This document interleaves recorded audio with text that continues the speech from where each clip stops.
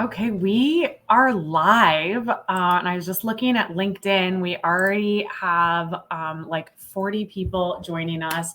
Super, super exciting. I know we're right at 5 Central for me here in Chicago, 6 Eastern. So as we give folks just another second to join, please drop a comment with where you're joining us from, or even what your favorite part of the book was, or your favorite like Chris Voss technique in general is.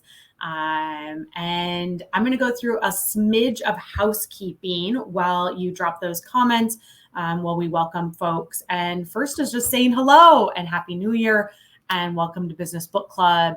Hugely appreciative of you taking time out of your day to join this discussion. Really excited to kick off our 2023 book club season with one of my favorites. I would consider it a new classic, Never Split the Difference by the legend Chris Voss. So again, drop a comment with your favorite part of the book or your favorite Chris Voss technique.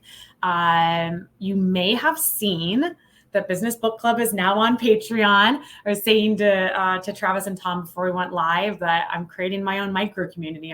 I'm doing the thing that I always talk about on LinkedIn. So I'm going to continue to host Business Book Club for free on LinkedIn in February. So we have 2 sessions in February that you can join. Here are the details. What's in the Cards by Sherilyn Castleman, and then Sell Without Selling Out by Andy Paul. Andy Paul, who's the person that introduced Travis and I in the first place. And then we are going to pivot off of LinkedIn into our private Slack and Zoom community in March for the motivation myth, how high achievers really set themselves up to win. So some exciting things, or at least I think they're like very exciting things happening within the Business Book Club community. I'll drop a couple of links for you guys if you want to check out.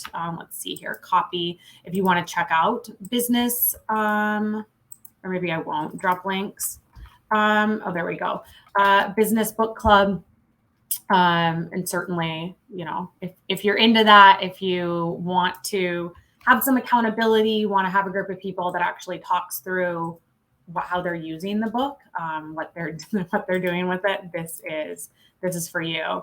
So I dropped a link to the Patreon and dropped a link to the March book, which I'm pretty excited about. And in general, I think what you'll see with the 2023 lineup is that we're actually taking a bit of a pivot away from sales specific books and to some books that more generally talk about business acumen. So I just also dropped a link to the Google Doc that says what's already on the roster. And most notably, this matters to me, I think it matters to a lot of you, that the guest lineup as well as the author lineup amplifies at least 50% of the audience who are women or people of color. So really using this as an opportunity to amplify diverse voices, diverse authors, which I'm pretty jazzed about. Okay, that's enough admin. Hello again to everybody. Let's jump in. Book Club 2023, and I'm joined by 2 of my absolute favorite people. Gents, welcome. Tell the folks a little bit about yourself. Travis, you want to get us kicked off? Yeah, sure. First of all, shout out to you, Leslie, and thank you so much for having Tom and I on.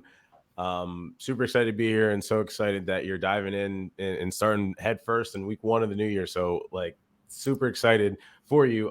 But hey, everyone, I'm Travis. I am, how do I put this? Curious, lifelong learner, to keep it simple. And I'm just on a mission to share as much of my learnings and experiences as possible with whoever wants to listen and could, get something valuable out of it.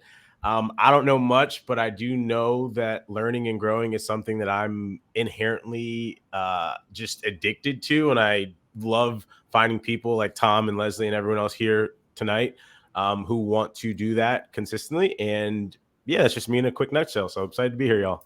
Ooh, I love that. And when I was putting together the runner show for this episode live, I realized that you're my first guest ever to be a repeat.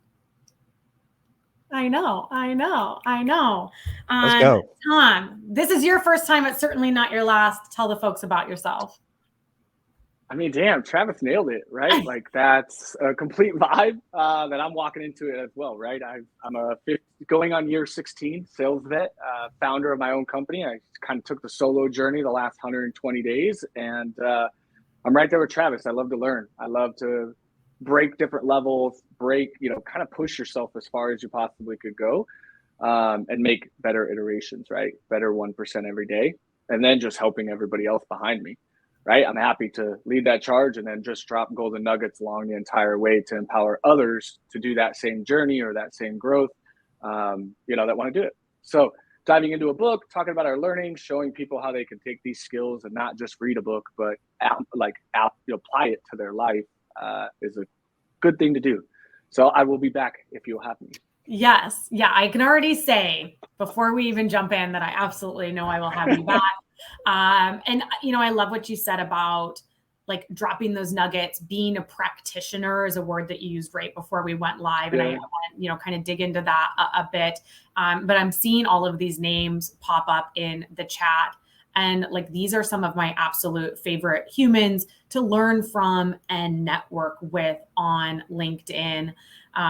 So just, a huge thank you to each of you for joining, but really excited to see this group of like insatiable learners, of those folks that are curious, that like to give more than they receive, coming together for this discussion.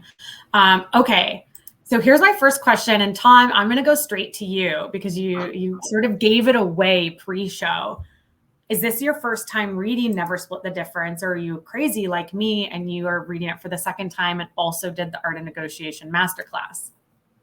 I'm going to expose myself because I didn't know I was until you and Travis's reactions in the back room. But like, I'm not a book reader, right? I don't read books. I'm okay with that.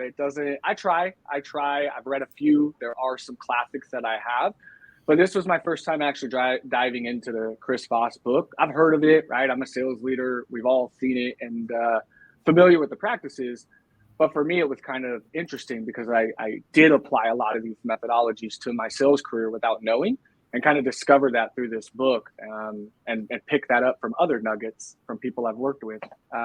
So I like what you're doing here with this book club. I'm going to be a part of it. I'm signing up, y'all. Come follow me. I'm going to do it. I'm going to have Leslie push me into reading more books. Because I think that's a great goal to have this year. I love it. And like something that I thought was really interesting is, even though you had not read the book, how many of the techniques you then, now read in the book, you'd already been using. Yeah. You've already been a practitioner of so many of these techniques throughout your career. And I think like very much the first time I read it, some of the things, and I'll touch on this later, but like an accusation audit, for instance, that was something that I was already doing just like very intuitively. Yeah. And then they're like, so this is the second time I've read it, I've done the masterclass, and even rereading it this time, I was like, oh, I forgot that that's where I learned that, or that's where I read that. So I love it. Trav, what about you? I'm gonna say I'm a weird one because like when I was thinking about this before, I was like, I don't even know how many times. And I was like, is this 3? And I was like, does the masterclass count? Does the YouTube videos count? Do the interviews count? Bro, it's Leslie knows with me, it's like, this is a lifestyle. This is a lifestyle for you. Yeah, because this is the peep anyway. It's just, I'd probably say 3rd or 4th time revisiting, like to go deeper. But for me, it's more of like when I go deep on a person like Chris Voss, it's like what other instances, like I'll go pull up the interview from 2006 where he talked about being here when he said it the first time. So it wasn't like after, he went through it 75 times. So for me, it was like 3 or 4. And I love like the ancillary things like the masterclass, other interviews. And by the way, Tom, you don't have to read. It's okay. So anybody makes you... You can listen. Also, like raise your hand in the comments if you're showing up and just using us as your Sparks notes. Like, that's cool too. You can just show up to the discussion if you don't have time to read, because let's be honest, life is busy, and it might be too big of a lift to do. I miss my commute to work. I used to have an hour to and from work, and that's what I would do is I'd put on a podcast and get like a breakdown of a book, or I would learn the concepts from other people's viewpoints. Or I would try to listen to the book and it would be picked up way easier. I know Wade put that in the comments a few minutes ago. And so I'm down to do that and do, more listening, or just doing a Spark Notes like this. Hey, I'm just going to tune in. I'll read all those books indirectly. I love that. And that's why I loved the master class so much, and going on Chris Voss's YouTube, on the Black Swan YouTube channel, because they do a lot of role plays. And I'm telling you, like, it is a game changer to hear him role play the concepts, because you sort of think of a response that you would use within his framework or concept, and you're like, oh, I'm doing this, I'm doing so good. And then you hear the one he comes up with and you're like, I have so much left to learn. I see we have a shout out. Somebody in here said Josh Braun is also a Chris Voss based teacher. He is. Yes. Like, talking to him last night, and he 3 weeks ago went to a Chris Voss workshop, like in person. So, I was rubbing shoulders with the guy. Very cool. Okay. I'm going to go really hard with this question. I know we're only like 10 minutes in. I'm going to go so hard. Going for the jugular. Yeah. Shout it out. What is your number one favorite Chris Voss technique? Rule of three. That was a full commit. I love it. Tell the people more about it and why it's your favorite, Travis. Well, for me, I think the rule of three is a very interesting one, mainly because of like how it's used and how you can learn how to use it. And so for those that aren't familiar, like, the rule of three is getting the person to commit to something in the same conversation 3 times. 3 times. And so when I'm thinking about this, I'm like, okay, if you accept it the first time and then don't accept the second time, we might be in trouble, right? Like, you might say, yeah, we're good. We're going to get started on the 13th. That's 3 days from now. And I'm like, okay, like, are you sure you're ready to get started? Actually, let me go ahead and bring in my other team member, right? And then it's like, all right, well, when you bring, and then you move forward, and then you got to get 3 consequential yeses in a row again. So then you got to re-up your yes stack. So for me, it's the rule of 3, because it always gives you a chance. And then when they start to kind of, once you close with a calibrated question and finish that gap, and you're like, if I can use Chris's calibrated questions with the rule of 3 and I can close the gap, and I always make sure that I don't leave the conversation with this, I might learn something in every one of my sales conversations. And so for me, the rule of 3 was the one that was like, real quick. I like that. I think that's such a good call out. And like, you see it in so many of the other sort of little things we do too. Like, now double opt-in for marketing is the way to go. Like, you really need to get that, not just yes, but like that yes. You see how many more folks are adopting like mutual action plans, where you are getting those yeses at every step, those continued yeses. That's wonderful. Okay. Rule of 3. And I also love that people are dropping their personal favorites in the chat. Keep that coming. Keep this chat active. Love to see it. Tom, what would you say? Colin Mitchell mentioned it earlier, and I'm on the same page of mirroring. Be a mirror, right? I think what I do so well when I'm, making cold calls, or I'm in discovery or going through the sales process, is I do a really good job on trying to match their tone, match the way they're entering the phone call as much as possible. Speak with that late DJ voice, or come in with that positive assertiveness when I need to. Kind of play with the flows, right? Pick up my highs when I need to, pick up my lows when I need to. And then also just mirroring back what they say, right? I love, people have seen me cold call and seen me close out calls and do stuff. I'm a very big repeater. I am like, hey, Leslie, just to confirm before we end the call, we went over this. This is what I'm going to be doing next. And I look forward to talking to you here, right? And I try to mirror what they say, use their own words against them. So that's probably my favorite technique, that I've used over my career, and then discovered I had a label. And I was like, oh, there's a Chris Voss method. Yes, that's the one that I like in his book.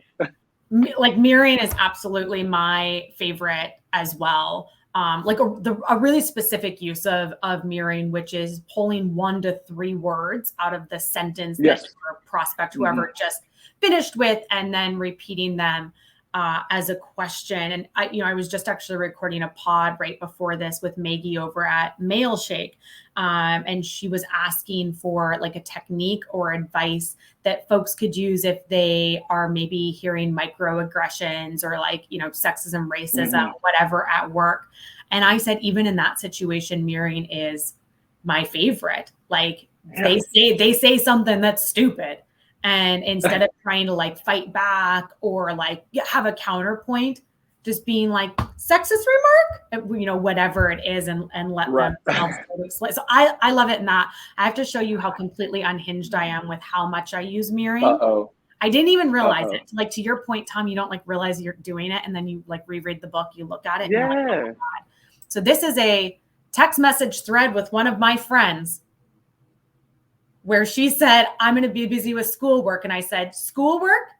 And then she said, I'm going to be in Detroit this weekend. And I said, Detroit?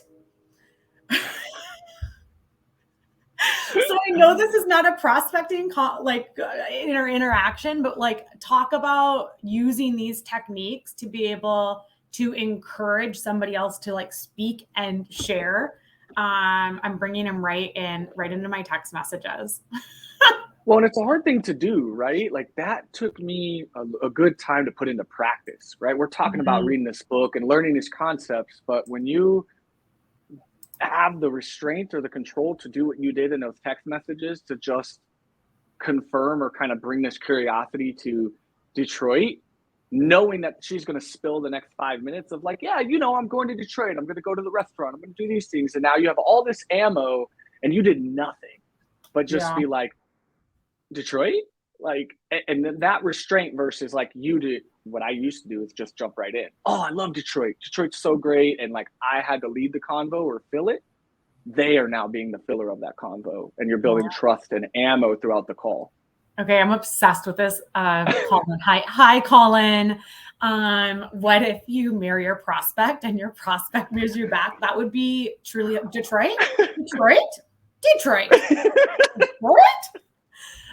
There's actually a really like funny TikTok skit. Have you seen it?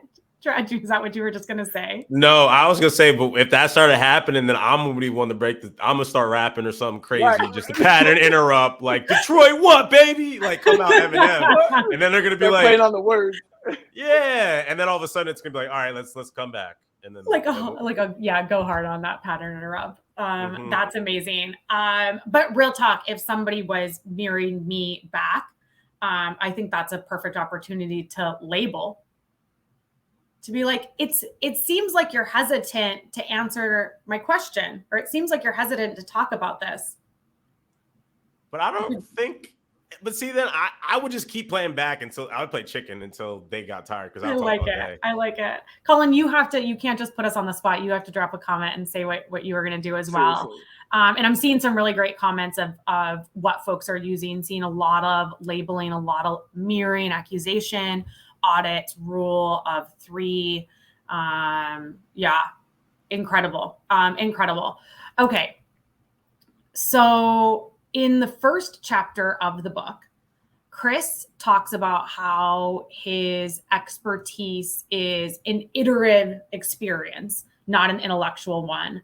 And like it very much speaks to me and relates to like what I hope to accomplish with reading these books and with the book clubs, is giving people a space to like test out tools and brainstorm and sense check. And he says the FBI, like what has gotten them to the point where they are exceptional at FBI negotiator, at hostage negotiation, is that they refine the tools that they use every single day. And I really do see a trend.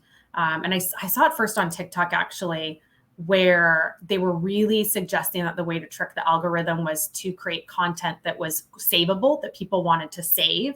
And the related psychology was that you, by just saving it, and we talked about this in Atomic Habits too, Travis, that by saving it, you've already tricked your brain into thinking that you've done most of the work so that you get that dopamine rush.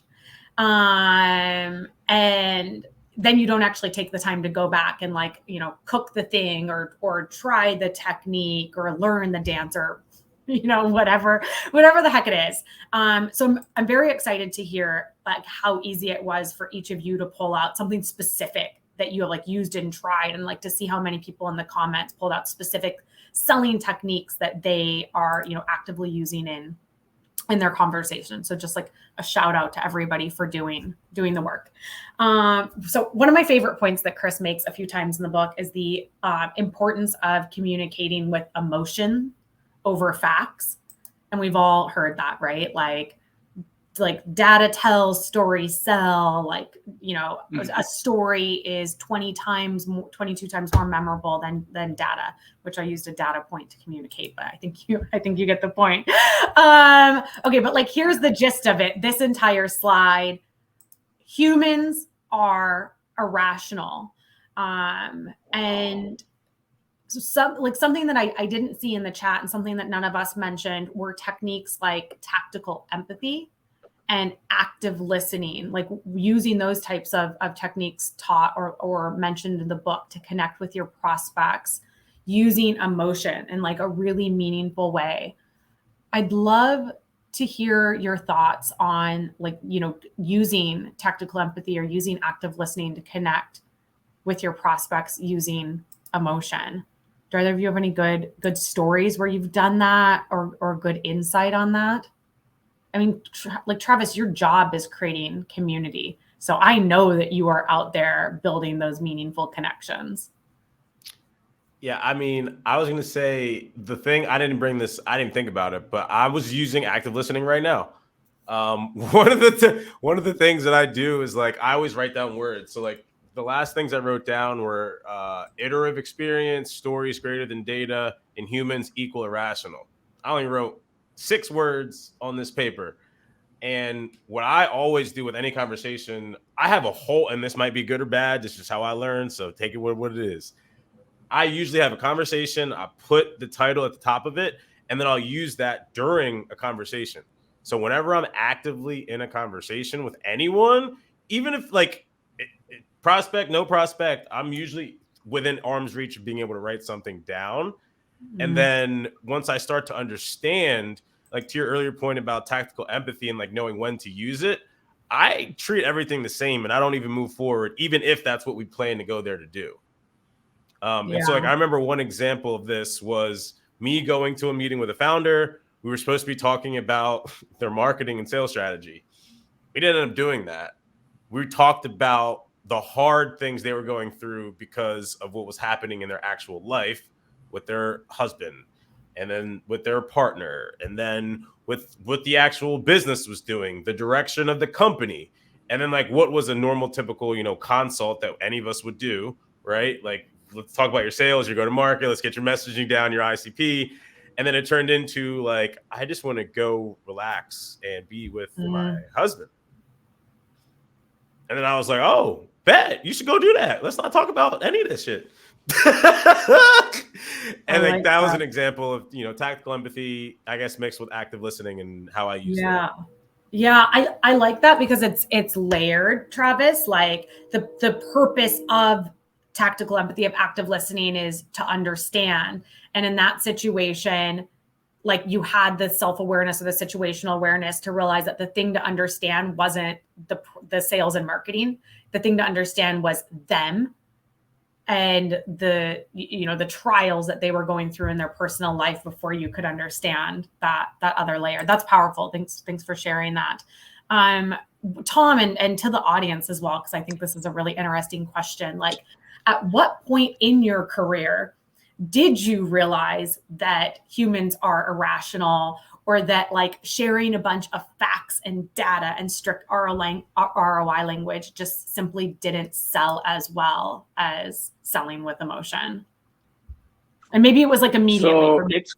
So it wasn't immediately. Well, it sort of was. Like one of my first big jobs was I sold for-profit education. So I like help people go through enrolling in an online college. And so I would just call randomly people, cold call them that filled out like web forms and try to push them to go to college. And so I had to use tactical empathy. I had to use storytelling. I had to capture, like, Travis, why do you want to go to school? Like, why? Right? Or they were like, oh, I was just filling out the form to get to Career Builder back when that was cool. If anybody remembers Career Builder. And, you know, they gate the content. And so I had to get into storytelling and driving emotion of like, this person trying to change their life because they just got out of prison and want to get back into school, right? But it really changed for me when I stopped getting around ROI and this outcome-driven conversation when I worked at a company called Infusionsoft with Christine Rogers and Aspireship. And I got to know Skip Miller and another book, Proactive Selling, that kind of talked about that not doing the ROI, talking to a human that they're really want you to lead. There's below and below, you know, above the line. So that was in like 2016. So way years later in my career, I was still doing stuff, but that's when it really hit. And I started getting more into, I'm going to storytell about scenarios. I'm going to connect with my customers, my prospects. I started really diving into my closed won customers to understand why they bought, what they were going through, what product did they change from, and then take all of that and tell that to my prospect, my next person. Right? Hey, Leslie, let me tell you a story of another prospect I had, really similar to some of the things. And what you said, Travis, is taking down like 3 or 4 bullet words and then reusing those words throughout the storytelling, right? Like you mentioned that you really didn't like the onboarding team. Let me tell you how we helped this person, you know, and how quick our onboarding was. And you kind of find those pains that like pull at that string versus, hey, I'm going to give you a 20% increase in your business. I don't give a shit. That doesn't mean anything to me. What's it going to do for me in an emotional capacity? Yeah. So that was kind of my journey through all that. The why does it matter piece is so important. And you touched on something else that isn't in this book, but I think is something that's so important that I see all elite sellers doing is communicating with social proof too. Of telling those stories of other people that have been there and like making them the hero and how they overcame and how they got to the what mattered for them. I think that is, that's spot on. I'm going to make another little value drop here. I just dropped it in the comments. I do an interactive coaching workshop series, and one of my like most popular by far is an active listening session. So I just dropped the framework I created for that in the comments. It's a Canva link. If people are like, where is it? What is that? Canva link, because I live and breathe Canva. I will not be taking questions. Canva is my heartblood. I love it so much. But hopefully folks can benefit from that, because That's like fire. you're to love Canva. It's I love Canva. I'm addicted. Yeah. People don't even know, but it's like it is also a scheduling tool. Yeah, I'm obsessed. This isn't an advertisement for Canva. They don't pay me. But one of the other things that like pivoting away from ROI language really taught me, or something that's sort of related to this. And it was also one of the things that when I reread the book, I was like, oh, I wonder if this book is where I got that from. But Chris Voss talks a lot about the concept of loss aversion. And let me just pop that up on the screen here for folks. But the gist of it, the theory argues that, you know, we're rational humans, and as irrational humans, we're drawn to sure things over probabilities, even when the probability is a better choice. And more importantly, as you can see on this slide, people will take greater risks to avoid losses than to achieve gains. And one of the things that I've been like, you know, preaching on for years is to move clients away from pain instead of toward gain. Like if you think about how you're communicating with them, how you're writing your email copy and making sure it's not ROI language. And that sort of revolution of moving, you know, people away from gain instead of just towards pain, like it like fundamentally changed how I sold. I was using a lot of like data-backed ROI language, and like I mixed it up. And now reading this book again, I'm like, is that where I got this idea? Who knows? Maybe I'll give Chris Voss the credit. But I'd love to hear your take on loss aversion, and if any examples of where you've been able to change that narrative of moving people away from pain instead of towards gain. And folks joining us too, any stories you have, please drop them in the comments. Anything pop into your head? I mean, I have some like times when I was at Yelp. So I used to sell Yelp ads for businesses. And like a lot of times in those conversations, it was just about gaining more traffic. Going, you get a free page on Yelp. If you were to buy into ads, we boost your numbers, right? And like that was going towards gain. And it didn't really work because Yelp was already free. They would already get business whether they paid more or not. And they knew their traffic. And so it wasn't a lot to drive away from when it came to, well, what would you do without your Yelp page? Or there was nothing to drive to pain in a sense. So in a lot of those conversations, you had to do a kind of a conversation around like the pain of staying where they are. So you dig into like, okay, what would a new oven do for you? What about, like the restaurants, right? Because they made like $2 a plate. So you'd be like, okay, what would these numbers do for you? And try to get them to see the loss, but the gain in the same way without looking at it like I'm just trying to give you more business. They're like, I don't care about more business. And it's like, okay, let's strip that away. Let's talk about the pain that would get you to get that gain, right? And the Chris Voss way, kind of dancing around it. But that's kind of like my only kind of conversation I would have to where it was driving towards that, to help them, get more gains without being like, oh, I don't care about your ROI. I want to know how this helps my pain. And it's like, dude, you can't afford your staff. You can't do this. But if I do this for you and you double down here, you're going to be able to see that in the next 60 days. What's that going to do for you? And they were like, okay, Tom, tell me that stuff. I want to hear that. That what wants me to do this, not that I get 500 more views a month. I don't care, Yeah. That reminds me a lot of like the challenger language of making sure that your buyer understands that the cost of staying the same is greater than the cost of change. That's a good one. I really like that. Travis, anything that popped into your head? It did, and then it made me feel like an a-hole after I realized how I was in this role. So long story short, I was working with an ed tech company back in the day, and basically we helped teachers understand and provide students with nonfiction articles that they could get at their just right reading level so they could read the same exact article their parents are reading about the Tesla space launch, right? But like a second grader could do it. And so like for these teachers, these principals, these district leaders, the loss aversion was, I'm gonna cut off your binder. You're not going to get to see the data about your students and what they were reading. So you can't give them individualized education plans. You can't hire another learning support specialist for the students who are struggling. You can't even go tell their parents that they need extra support because they don't understand science, because they can't read at the reading level, because they don't speak English. So now, like I said, I felt like an a-hole as I'm thinking backwards about all this. And like looking at like you took the data away to sell, and if they didn't upgrade to the pro version, then they didn't get the data, which then meant the teachers couldn't give all the things that I just said. Students couldn't learn, and then all of the things couldn't happen. So in this case, it's like I was always the dude like, I'm gonna extend that trial. It's free as shit for me. It doesn't matter. I don't lose money. Yeah, the kids are cool. Like.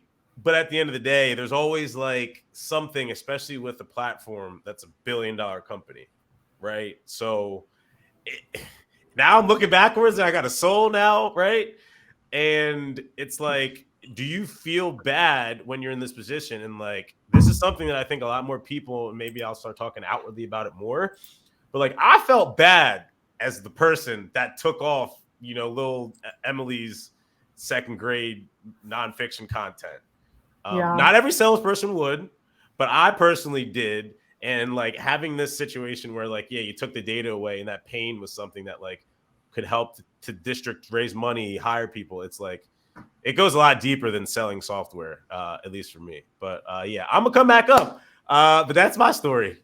No, I really appreciate you telling that story because it's like an exceptional pivot to a topic that I really want to make sure we carve out a little bit of time to talk about. First, does anybody watch The Good Place? Yeah. Okay. Eleanor, who is Kristen Bell, she is a telemarketer. And there's this whole scene, tell me if you remember it, where she's selling fake medicine to old people. And she's explaining this to Chidi, like the other main character. And she's like, but Chidi, I was extremely good at it. I was the top salesperson 6 years in a row. And he's like, but you understand how that's worse, right? And your story just reminded me of that. Excellent show if people are looking for something to binge. Okay, but here's the pivot I wanted to make. Because obviously I love this book. I know the both of you appreciate this book and appreciate the techniques. Like a quick Google search says that so do, the majority of 80% plus of other folks who have read it. But some of the comments, particularly when I was like advertising the book for the book club, reminded me that not everyone appreciates the content, the knowledge that Chris Voss is dropping. And that's what I want to stay on for just a second. Most of the negative comments were that the advice he gives, the techniques he shares, are manipulative.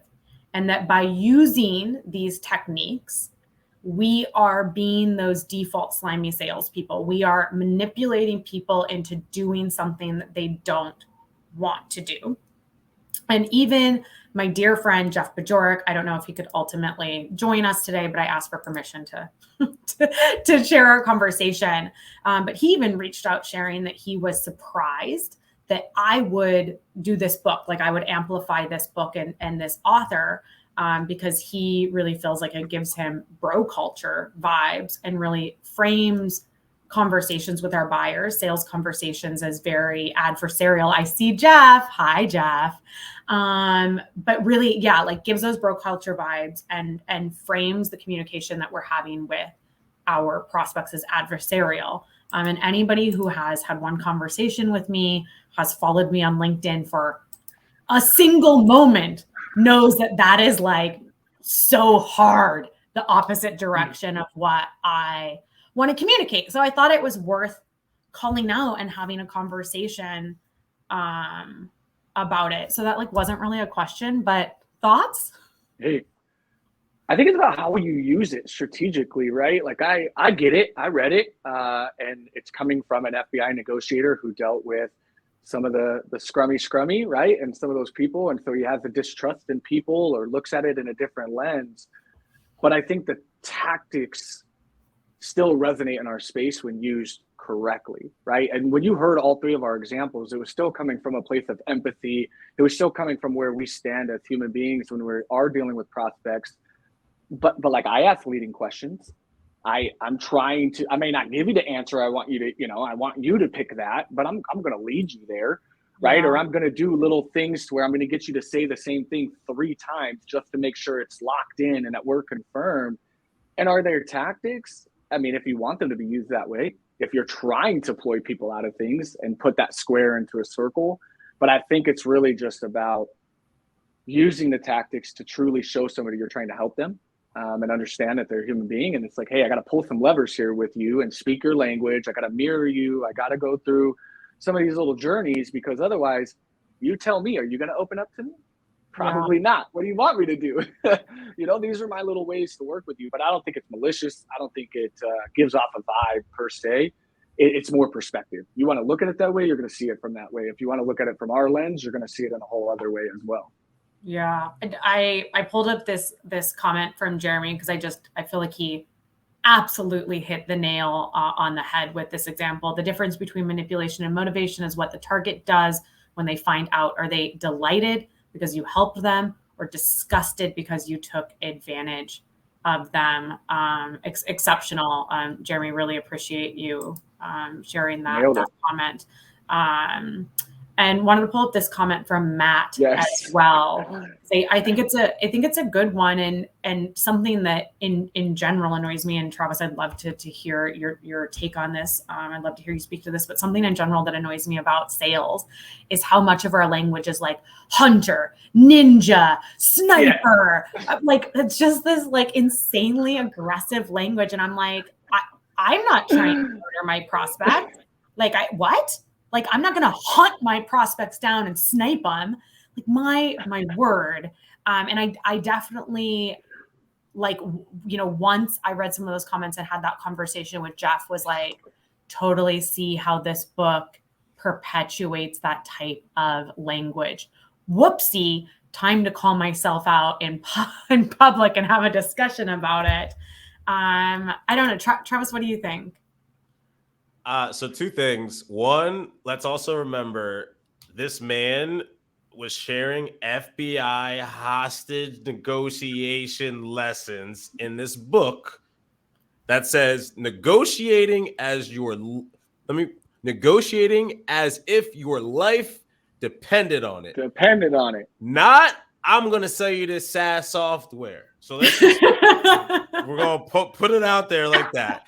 So like, but to the point of adversary, which I completely agree with, like there was somebody about to die on the other end of every conversation that this man wrote about.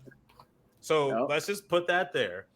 And then also let's remember when he did write the book, and I've noticed some of this stuff, like a lot of like the historic quotes that we all look up to, they're all written with the context of men. Men's problems will be solved with their inability to sit in a room. People, right? And so like, again, this is just me reading my take. Like when you're going through a word like adversary, I don't think that he was even thinking of like his how it would be over this. Heck no. Right. If we just told his editing team to just, yo, bro, sis, can y'all just go change adversary to person, other, like whatever that is in context, they'd be like, oh wow, we didn't even know. Because like they're not looking at it in the context that all of us are. Most of us work at tech companies. Most of us sell software. So like adversary is a word where like my prospect, God damn it. We use the word prospect. For real. What is that? Like, let's be real. Client, lead. The word lead. I used to be allergic to the word lead when I was like an SDR. I'd be like, they're not leads. They're fucking people. So like that's my take. They're humans, right? Randy's comment was just in here, like be human. Facts. Yeah, Randy. hit the nail on the head. There's this. Let me see if I have the slide.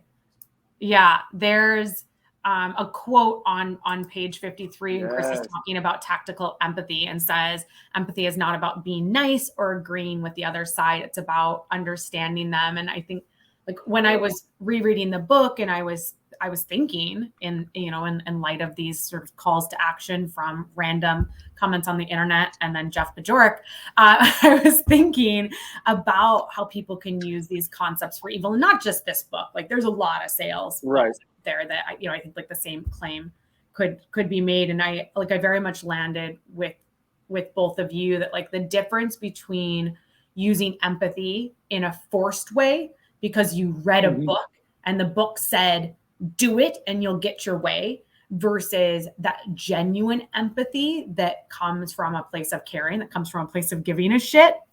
Like if you use the techniques to understand because you care, because you're actually curious, like amazing. My take is that if you are using the techniques in like a very contrived way, like you're gonna get found out. Like maybe it'll work on a few people, but like that is not going to make for a successful career to actively manipulate and like go into conversations with malicious intent in terms of how you're going to use these techniques. And also my favorite kind of takeaway. Oh, go ahead, Travis. No, go ahead, Tom. I was just going to say, like, seek to understand and be understood, right? I say it all the time. It was one of those things where I discovered it from this book, right? But, like, that's where you want to come from is at the end of the day, it's not about agreeing. It's not about this tug of war. I always say, sales is the only game where winning, where you could actually lose. right? Because it's not. You're not trying to win anything. There isn't anything to do here. And so you just seek to understand and be understood. And from there, you know, you can build a great connection with somebody still using some of the techniques he gives. Yeah. Yeah, I love that. Travis, what were you going to add? Check those notes, bud. What are those last 3 words you wrote? Where it is? What are those nuggets, dude? Empathy, understanding. It had something to do with empathy and understanding. But I'll get back to it. Let's keep going. And just like extra snaps for you for just, I'm pretty much managing the chat for me. You're my hero. I was about to say, and I was going to tell people, if y'all see my neck breaking, it's because I'm going back and forth between the chat and the camera. So. Yeah, no, you're amazing. You're my hero. I so deeply appreciate it. Cool. Okay. Well, thank you all for going down that rabbit hole with me.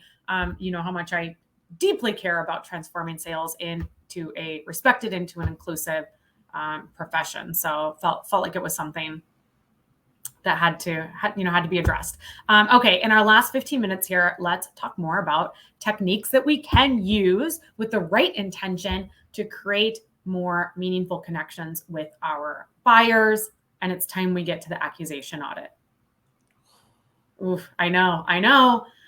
Okay, so the accusation audit and labeling, I think it goes without saying, are both like pretty powerful, pretty amazing techniques. I'd love to hear from the audience. Like, drop a comment if you are currently using any of these techniques in your sales or personal conversations. I have been told they work extremely well in parenting conversations.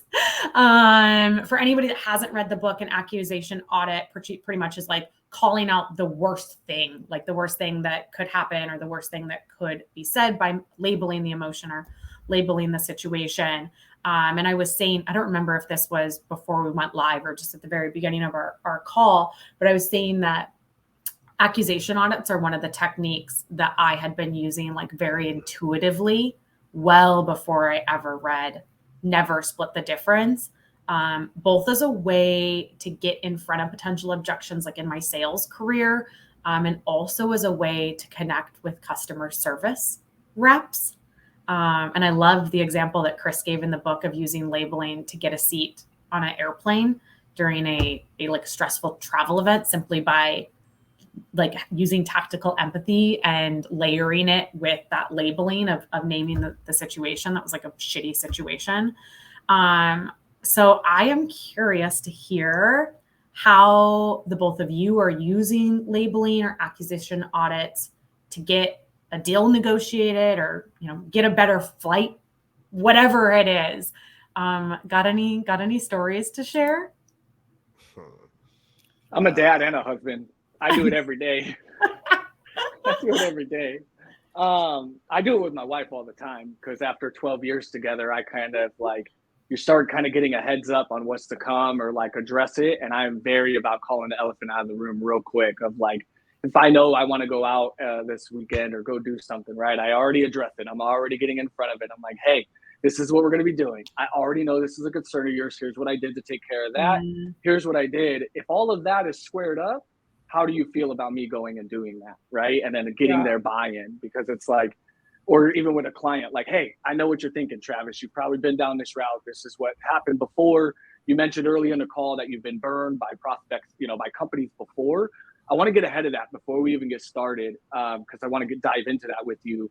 Let's talk about that, right? And you just kind of do it for them because people need that. You're leading them.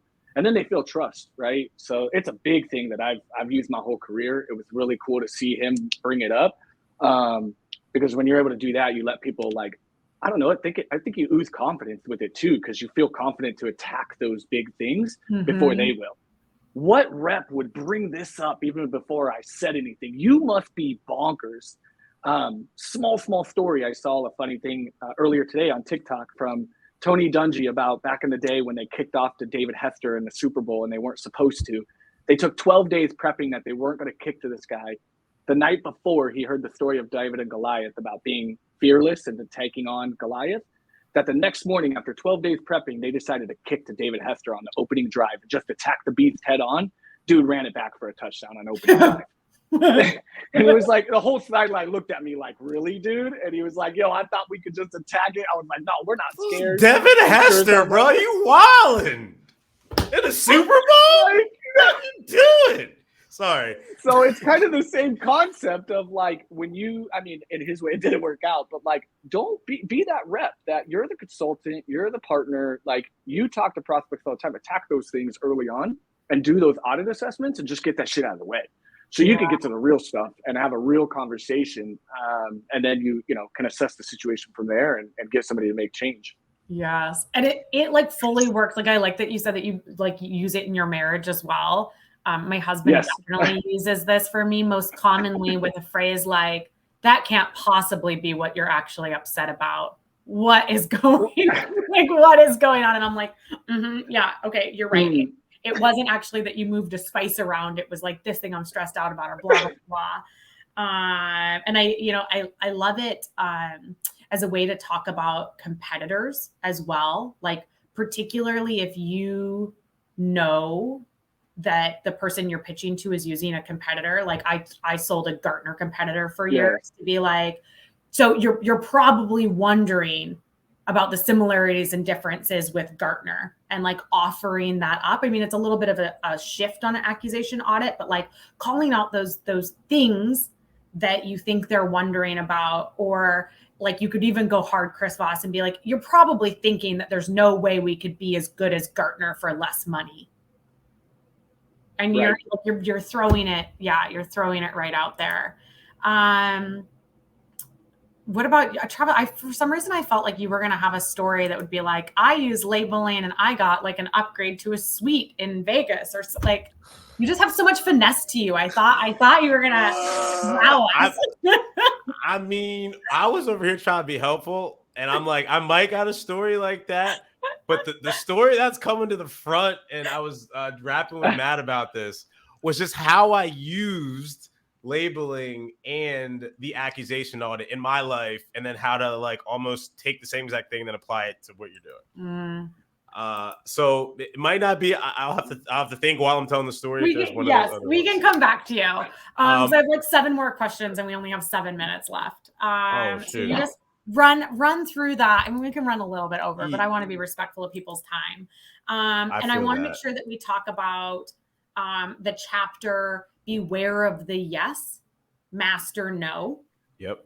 Because I think like Chris really maps out a trap I see a lot of sales professionals fall into. They have a sales style that really makes like them and their company and their product the hero of the story, instead of making the customer the hero of the story. Has this great quote that I'll share here with the slide. But like the gist of it is, if your prospect walks away from the conversation and they don't feel any responsibility for like the conclusions that you came to, like they don't feel like the two of you got there together, or particularly in customer success, like if they don't feel like that work is collaborative and that outcome is a shared outcome, then it's really not going to have the power and the impact. And he sort of related to this. I love this slide. There wasn't really a question there. I just think that's a powerful concept. But related to this, in the same chapter,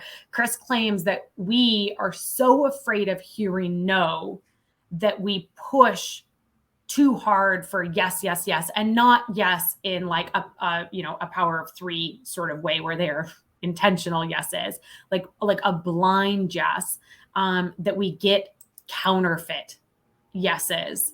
And why are we still so afraid of hearing no? Oh. I'm gonna do my best to wrap this all up into one stream of thought. So here we just like rant, just my like train of thought. Good luck. No, we're gonna do it though. So I think because finishing out, one of the hardest things for me to figure out was how to use all this shit. Like you got all these, there's so many different use, like it's infinite. And so the thing that I used to like learn how to use this in life and then to perform accusation audits was the negotiation one sheet, which I actually dropped a link to in the comments. So it's a 2-page document. It starts with a goal. Can you share screens? No, you have to upload it first. Oh, never mind. Yeah. So there's a section at the top with a goal where you identify the specific scenarios that represents the best case.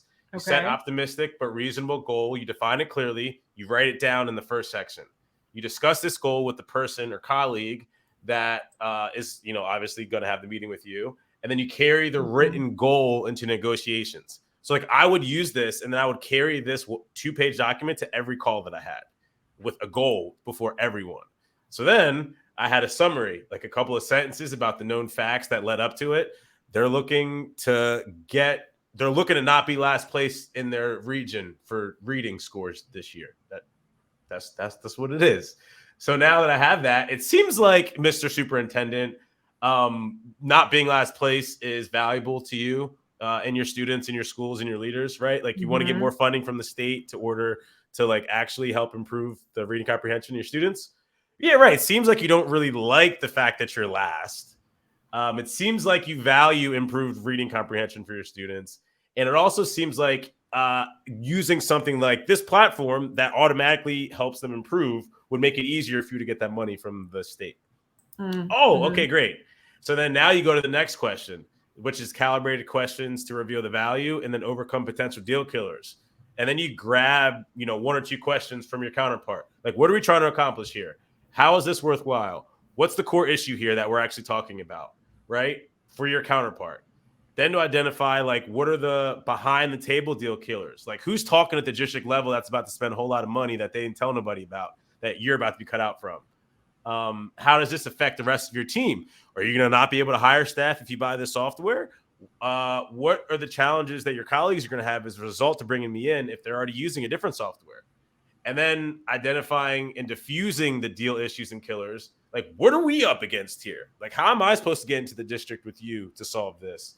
How does making a deal affect or improve the chances of you getting like tenure here? And then after you go through this, you follow up that they answered the calibrated question. So it seems like reading comprehension is important. It seems like you feel like my company might be a good fit to be the ones to help you work through that. And it seems like you're worried that you're not going to be able to afford it and like you're not going to understand where the money's coming from. I'm like, look, here's what I'll do. I will run a district-wide educational session where I take the reports from all your schools and I bring all your principals in, and I'll bring in education specialists from my company to teach all of you how to use the software for free. Worked every time. Every time. I love that. And so that was me wrapping it up as quickly as possible. No. Because you layered like so many different things in there. And I pulled up this slide, and it's actually like probably the last question we're going to be able to get to, but it's on the calibrated questions and the how, like how are we going to do that? Why does that matter? What does that look like? What's just like going deeper and deeper and deeper? Because, as this slide says, yes is nothing without the how. And like something that I think about a lot as I share, like all of us share a lot of content. People are like, you give so much stuff away from free. And I'm like, no, I give away the what and the why. And then folks hire me for the how. Like that's how important that how question is. Okay, I want to get to one last chapter, one last point here before we start wrapping it up. Chapter 8 is called Guarantee Executive. I don't know. Chris shares this, like he starts by sharing yet another harrowing story about a hostage situation. And let me just tell you, one of my main takeaways from this book was that if I think my sales job is stressful, I absolutely would not enjoy a job as a hostage negotiator. But it's on that like calibrated question. Yes is nothing without how, because like I work with a lot of teams who run complex, long, like high dollar sales cycles. I think all of us do or have it at some point. And one of the things that I always work with them on is being highly prescriptive, like that example that you shared, that story you just shared. And like, I think often in sales, I see folks work really hard to get the client to that first yes. And then we stop after that first yes. Like we don't use those calibrated questions, that how do you expect me to do that? Or, you know, how would this look if everything went well, to dig deeper. And so I appreciate your story, Travis, but I'm going to put you on the spot, because one of my favorite ways to use the calibrated questions, and I'd love to hear if you've done this, is like in a negotiation, or, you know, folks in the comments too, if you have a good story, share it with us. When somebody's trying to get a better deal, get a discount, extend a timeline, and using that, like, well, how do you expect me to do that? How do you expect me to accomplish that question? It feels ballsy to me. Like I have done it, I have tried it, but of all of the Chris Voss techniques, I feel like that is the one that is like probably like I have to push hardest against my boundaries to use. So I'm wondering, like, am I alone on that? Are you guys using it? Tell me more, team. It's a toughie, right? You're going in with a little. At the end of the day, all the prospects ever want, and what's always been true, is they want to be led, but not feel like they're being led, right? Like I want somebody to call me and tell me how to, like, to just get me through the process, get me all the way to the end. But I also don't want you to do it to where I don't feel like I have any control. You're just kind of pulling the donkey on the rope, right, on a walk, to get us where we go. And so these questions, I've worked with some SDRs, I've worked with some reps who, like, shout out to them. They do this. They ask these questions when it comes to closing. I had one rep that was like the Chris Voss, like, prodigy, like little mini me, in the way that he would run deals and the ballsiness that he would have. But guess what? He would close more deals than the other reps more often than not, because he asked those hard calibrated questions of, like, you know, how would you like me to proceed? Right? Okay. You want a discount. How would that look to you, you know, and putting that back on them, or how could we solve this problem? It goes back to your part of, you know, we become partners in this, and they feel they're getting the opportunity to kind of dive in, or, you know, how am I supposed to do that, Leslie? You want a discount? How would that look in your world? What would you think we should do to get that to happen? Because again, you're involving them in the buying process, and that makes them feel really freaking good, right? Like, oh, that's a great question, Tom. But you risk the other side of them being like, Tom, are you seriously asking me that? Like, I don't know. That's your job. You tell me how we're supposed to do that. Right. And then you kind of flip your closed one into a closed loft very quickly. So it's all about that tone and that delivery. And he talks about in a few other chapters, you know, the 738-55, right? And like what you're doing and all of that. But I think within the delivery of those questions and having those calibrated questions, it can really work to let them feel like they're in charge. But let's be real, who's really driving the conversation? Yeah, I love that. And I think my favorite thing that you said was, like, you're bringing them along on the journey. So you're not asking these questions. You're not using any of these techniques to manipulate them into like being dragged along on the journey. Like you are creating a way of communicating that allows them to craft the journey with you and craft the outcome with you. I'm pulling up this comment from Matt because it's very funny. Okay, so I know we're a couple minutes over. Let's start bringing it home, team. I dropped the link to the Patreon in the chat. So if folks want to learn more, get full access to the private Slack. And then, like I said, in March, we'll be moving to Zoom. We'll be moving off LinkedIn Live and to Zoom. Check it out. Last question for you. Like, what did I not mention? Like, what is something that you really took away from this book that we didn't have a chance to touch on? And while you guys are thinking about that, I'd also give a call to action to the group, because, like, you know, one of the reasons I started the book club in the first place was a frustration with just this like kind of mindset of consuming to consume and to brag about how many courses we've done or books we've read, but not actually using it. So to everybody that's joined us today, drop a comment, and I want you to commit to one technique that is not something you regularly use, that you are going to test this week with a spouse, with a child, with a prospect, whoever you're comfortable, testing it. But drop that comment to one technique, one thing you read in this book that you are going to absolutely commit to testing this week. So I want to see those comments. I want to see those folks committing to that call to action. I'll commit to one. Tell me. I want to do the that's right. So I want to, in my convos and my demos this week, I've been trying to say that's right versus yes. So I really like the chapter on kind of your word choice. Because again, I brought up that data, right? The 7, 38, 55, and learning how to really pick up on the cues. I really like body language. I kind of don't listen to words anymore. I kind of just, when I'm in discovery calls and looking, I kind of look more at body language. But I think like saying that's right to kind of let that person get little micro moments of confidence throughout your discussion with you. If they're, you're like, hey, so what do you feel is the best part of this platform for you and how you use it every day? And they say this, you go, that's right, versus like, yes, so I want to implement that. That's my big thing this week. I love our audience. I love our community so much. How do you expect me to make that happen, Leslie Venetz? Okay, smart Alec. Expect you to just do it. You can test it on me. The way you read that. You can test it on me if you want to. Facts. I'll come too. I'll travel what you need. Yeah, right. I love it. We're getting some great comments in here. Mirroring, accusation, audit, just.